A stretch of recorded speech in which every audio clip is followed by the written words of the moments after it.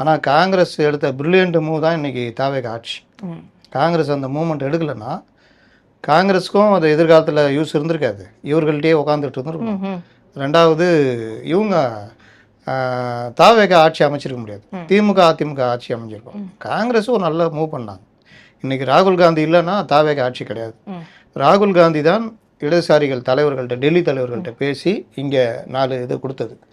அந்த 4 பேர் வந்ததுனால தான் இவங்க 116 ஆகி ஆட்சி அமைக்க முடியாமல் போனது. அதுக்கப்புறம் ஐயூஎம்எல்கிட்ட பேசி அவங்க 2 பேரையும் கொண்டு வந்தார். வேறு வழி இல்லாமல் விசிகாவினர் வந்தனர். இப்போ என்ன ஆயிடுச்சுன்னா எல்லாரும் வந்து காங்கிரஸுடைய நிலைப்பாடு அங்கே சரியில்லை இங்கே சரியில்லைன்னு. ஹரியானாவில் கூட இருந்த ஆம் ஆத்மி கழட்டி விட்டப்பெல்லாம் கம்னு இருந்தாங்க. ஜெயிக்க வேண்டியதை தோற்று பிஜேபி எழுத்தி கொடுத்தாங்க. இங்கே காங்கிரஸ் ஒரு பார்ட்டியே கிடையாது. ஆனால் காங்கிரஸுடைய எதிர்காலத்தை முன்னிட்டு அவர்கள் தாவேகாவோட சேர்றாங்க. இதே காங்கிரஸ் முன்னாடியே சேர்ந்துருந்தா இன்றைக்கி 40-50 சீட்டு